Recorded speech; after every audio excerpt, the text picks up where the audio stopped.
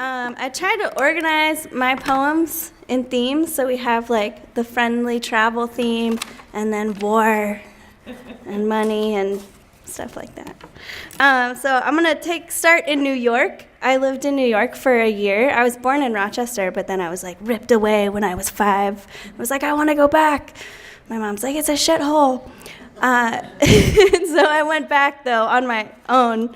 With this guy that I just started dating. We like moved in together in New York, like first month. Whoa, now we're married, we have a kid, so it's okay. Anyways, this is about New York. It's called the Barbershop. Welcome to Greenpoint, the barber says, standing at the cutting chair with his fine comb, his large red hands, fingertips fattened, broad, slow. I saw him from the sidewalk, through the lettering on the window, cut hair falling second by second. At evening, nothing special begins. The barber sees the ears of his customers turning red. A pile of Polish newspapers curl on the chair. Spray bottles drip and leave a residue. Newspapers curl at the thought of night. What will you do with your new hair? He asks. Hairspray fills the room. Where I lived in Brooklyn and Greenpoint, there are a lot of Polish markets, and this is called Nadia Market. I'm from Sonoma, which is the country, so I was getting used to being in a big city with, all these weird foods. I used to empty my cart into the mountain, carrying dreams on my back, but in the city, I have no dreams. Kidnapped by a gutter of stinging snakes, rat guts ooze from tires, smoking. And there is no Safeway, only small markets like Polski, where meat hangs off the wall by jars of vinegar and sauerkraut, where I don't know the name for white ball and butter or flat brown cake. I want to tell a stranger I'm lost. Teach me how to order meat. Though even that could be ruinous, like the time at Nadia Market, what I thought was bacon thickened in the frying pan, turning beige and frothy. No, I've sent that poem out like a million places and no one publishes it, but I like it. This one's called Bed with Ram Horns, and I guess it's about when you don't want to use those defining terms on your relationship yet. I created distance on the love seat, drinking the landlord's sweet Polish liquor. I don't know from this one small spot what the world holds for us, so I tuck the blanket into every crease, then watch you play dulcimer. A song is a family, their heels, hearts, tops of their heads. We kiss in different ways, avoiding terms that denote time. A ladybug coasts over last night's whiskey. Flowers fly off your tie into the fan. I read for the end of the line, but our bed rams the outlet. Favorite images grow. This is kind of a weird one. I was missing my mom while I was in New York, and her favorite number is 22. So I just was looking for there's 2 exit signs. That's kind of, I guess it makes sense. They're both exits. This is called 2 at a Time. Twice I awoke to a standing firework blinking through the tree of my first existence, which lives in the bark of trees and the magic toralight of painters. Twice tonight I had a drink watching 2 blue riders in the tapestry, and twice my lips and ears according to the law of 2. 2 shells, 2 oceans, 2 easy pairs of 2. 2 ghosts at the window lift their skirts and dance the zapateado.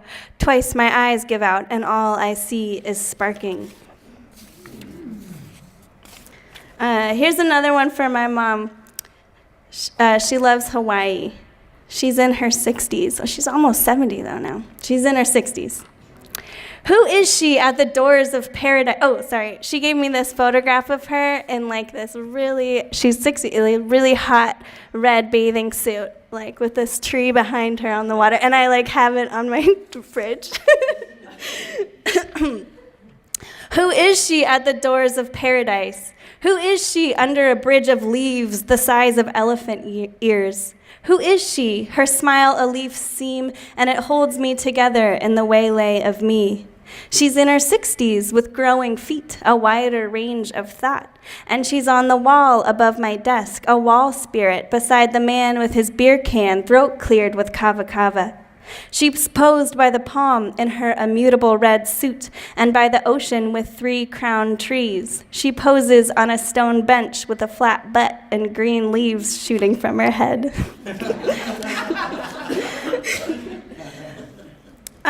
This is about the first time I took a trip with my daughter. I went to Chicago, and it was like I had like 20 minutes to get a cup of coffee. I was like, ah. Self-portrait in March. My baby's cry is hard not to take personally. Strolling down Broadway Street, Chicago, I hear it in squeaking snowshoes. To be alone, eavesdropping, stare irresponsibly. 2 models go by, then parents with babies in army-grade snowsuits. Cubano music plays, smell of dollar slice and breakfast sausage. In the other direction, Lake Michigan, ducks, green-faced St. Patrick's Day loonies. Later, at the cafe, my drink comes with a tiny spoon, joke spoon, cocaine spoon, spoon for a baby. Who am I in this puffy silver jacket, hair frizzed and scented with cheap rose perfume? My most private thoughts covered in winter, yellowing with my espresso. All my poems are about my mom. God. So she's I love her. She's kind of a spiritual snob. And like right before I was getting married, she said about my husband, she was like, well, is he spiritual? Is he? And like I'm like, what do you mean, is he? We're all spiritual, right? So this is called Portrait of a Spiritual Person. Is my husband spiritual? He wants to be rich and is always thinking of new inventions, like sliced butter, which already exists. On Meditation Mount, a sign reads, Sublime. Teenagers sit below it with cameras and berets as if to say, sublime means to look aloof.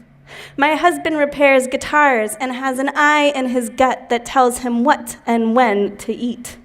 I dream we make out in a sinking car. He wears yellow lipstick that sparkles. War poems. Okay. This is called At the End of the War. Sorry, I'm like still laughing and now I'm going into my war poems. Should I? Okay. At the end of the war, when famous paintings are shot through and whole cities shake like mice, when the war is over and there are new rulers to fear, when everything in nature confirms new life, at that moment, right when the next war begins, and we join hands in a circuit, boats drive through funneling weapons, when the green sea flashes yellow and dements into a monstrous landscape that still emits fragments of a springtime light. This is another war poem. This is actually, do you guys know the Persian form, the ghazal? I always say it wrong. Yeah, so I love that form. I'm not sticking to it perfectly, but it's in couplets and repeating words at the end and internal rhymes. This one's called Ransacked.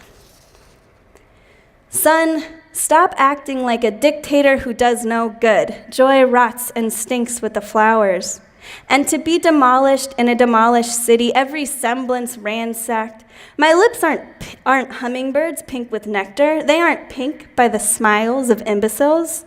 And the sun isn't erotic anymore, if it ever was. The sun is gooey, and boring, and ransacked. So what about my heart? A coward, a lemon that sputters off the lot in disrepair, engages its blunt weapon and never wins. At night, the moon wears a shift, the wealthy moon, ransacking and leaking silver chemicals on the flowers, rigid and desperate and ransacked. Stop acting like a dictator who has no answers. Joy rots and stinks with the flowers, but the demolished city will be good again. It will engorge and grope at the dead. It will arouse the dead and satisfy every ransacked urge until my lips are pink like a hummingbird having spoken clearly.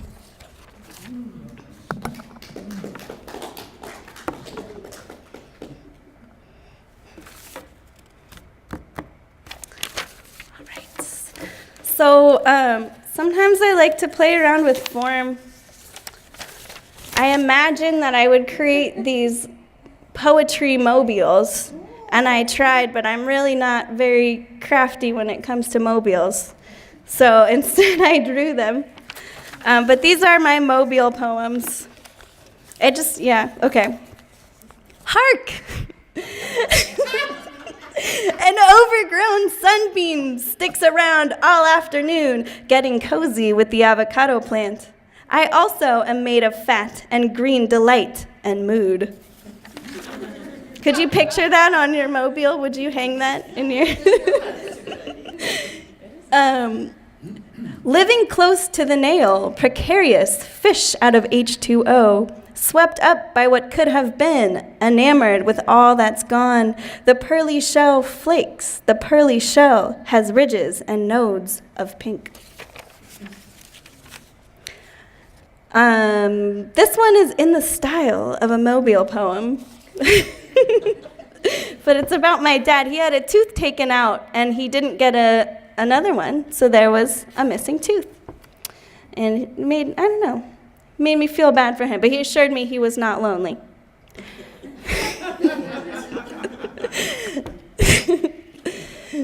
Not lonely, sticking our feet into the cold water, seeing a flock of white birds, surfers, insects that crawl from the wood. Not lonely, sun gets in his missing tooth, choosing to change direction away from the houses and toward the lagoon.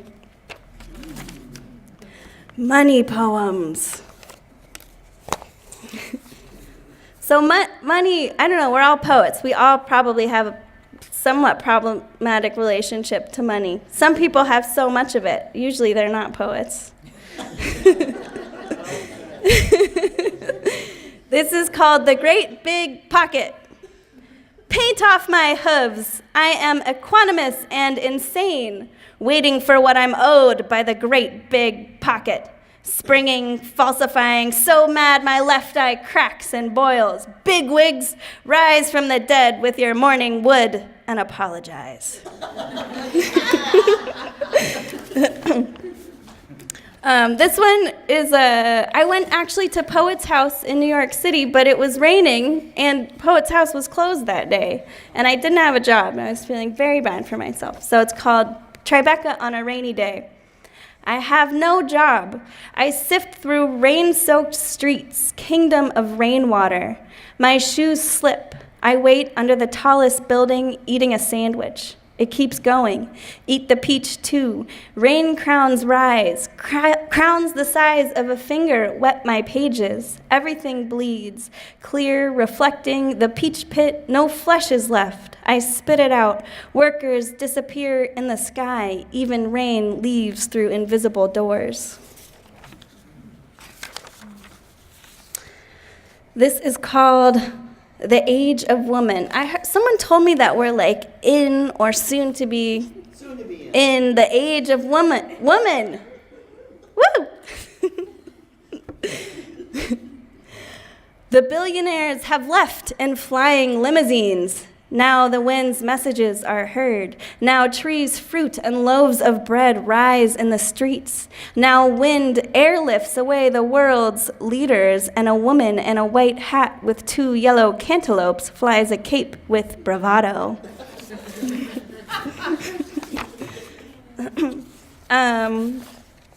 This is called Even the Crooked Ones Bow Down. Isn't it enough to be honest about one's mistakes? The world is small enough, and there's a rabbit in the driveway bowing down to the kumquats. There's a rabbit and its pure white tail. Isn't it enough to squelch a crooked flame? The world can be lonely, but I half believe everyone can get along. Even the crooked ones bow down before the tree's orange fruit, bow down before the orange fruit votives, albeit in a crooked way that scares away the golfers and swimmers who have come this far in stretchy skin, and other members of the country club in orange-tinted glasses. Are they so unkind, wearing glasses, juiced from the fruit of the tree where we are bowing? It's another one rejected many times by publications, but I still like. Am I still okay to keep reading? A couple more? Couple more. Okay. How about two more? Okay.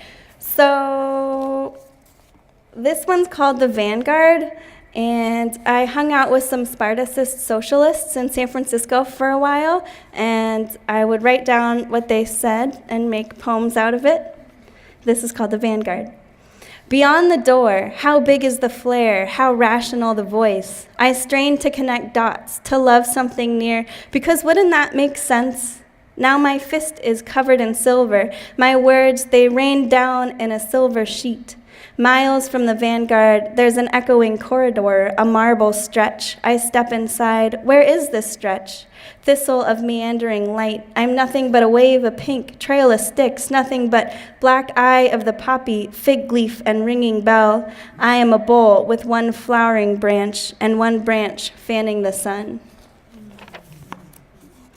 They're a group of socialists that believe in violence and I found that problematic personally, and so I was interested but I really like how, as a poet, some people can say things so assuredly. I feel like I don't really have that on a day-to-day basis, so it's nice to try to use it in my poems. So this is my last one. There's something in Griffith Park called the Poetry Circus on July 21st. You should come. And the prompt this year is called Future Circus. So I wrote some poem, Future Circus. What is that? That's this. It could be anything. You should write your own Future Circus poems. 1.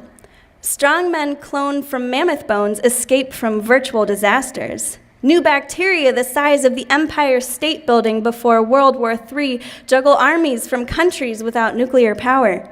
A 1,000-year-old couple holds hands, crying into a vat of tears the size of Miami before it splintered into islands run by fast food joints. Instead of a live band, computer-generated tubas sync to acts with ads playing at precious moments, like when the tightrope walking oracle does a cartwheel, real estate on Mars, external womb docking stations, just as the aerialist peaks, cloying the polluted air like a mountain goat. 2. My trick is diving into a wave until I decompose. It's shooting out of Earth's core to discover wilderness and spectacle. My trick is I melt and reassemble, then I disassemble and reassemble with only slight variances. My trick is I fight homogeneity with lurid physical acts like erecting buildings unannounced in downtown centers while playing Entrance of the Gladiators by Bohemian Sousa. 3. My daughter juggles radioactive bones and drinks the Milky Way. She emits silk, spinning a cocoon, and emerges a butterfly that can travel between worlds without oxygen. She swallows dwarf stars, then breathes fire, making the sun an even brighter star. Therefore, I am not scared for her in this world. She has proven self-sufficient. Thank you so much.